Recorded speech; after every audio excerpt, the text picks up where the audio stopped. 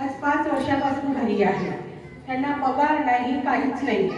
मग मी खूप म्हणजे बस त्रस्त झालो का आम्ही दोघं पण, माझे पती मी. त्यांना तर रात्री म्हणजे झोप पण नव्हती लागत, एवढी चिंता त्यांना लागलेली असायची की कसं होणार. मुलांचं शिक्षण चालू होतं.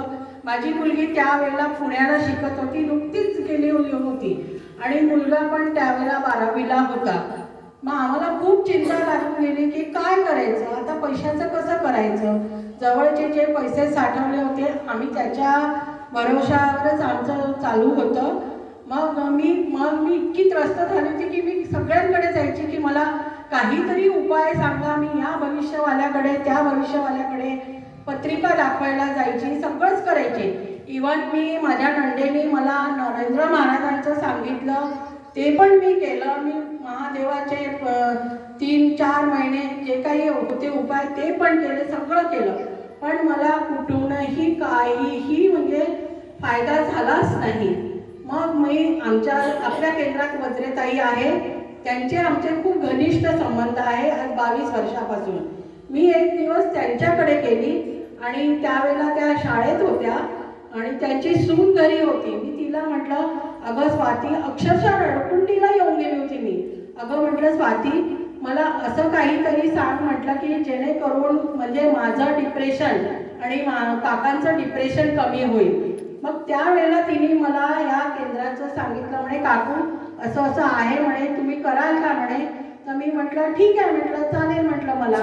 मग ती म्हणे की तुम्ही आईंना विचारा म्हणे, आई यातलं व्यवस्थित सांगू शकेल.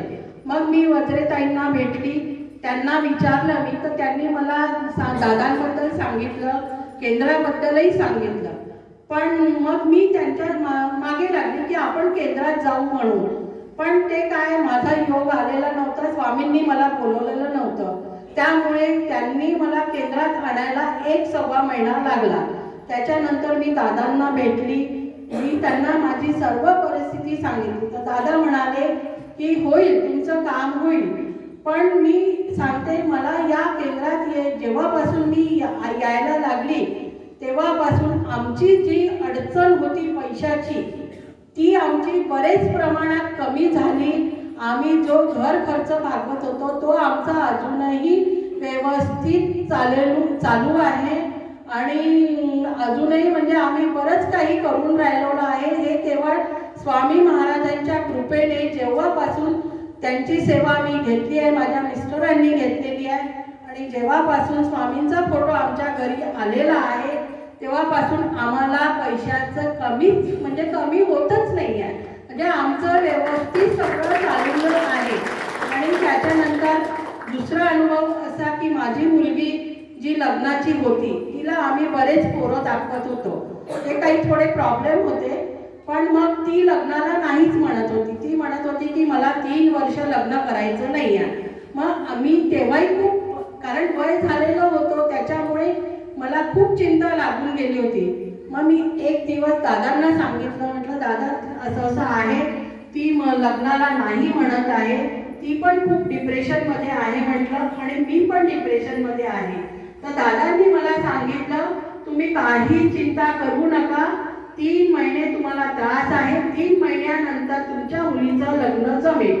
आज माझ्या मुलीचं दादांनी म्हटल्याप्रमाणे बरोबर नोव्हेंबरमध्ये माझ्या मुलीचं लग्न जमलं आणि आता जानेवारीमध्ये तिचं साक्षगंध आहे आणि लगेच मार्चमध्ये तिचं लग्न पण आहे. आणि म्हणजे पहा, दादांनी जे म्हटलं होतं ते खरंच झालं. एवढी आमच्यावर स्वामींनी कृपा केली. असे अनेक अनुभव आहे, ते मी आता तुम्हाला सांगितले आहे. मी थोडक्यात तुम्हाला सांगितले, आता असे बरेच अनुभव आलेले आहेत, पण मी आता हे थोडक्यातच सांगितलं आहे तुम्हाला.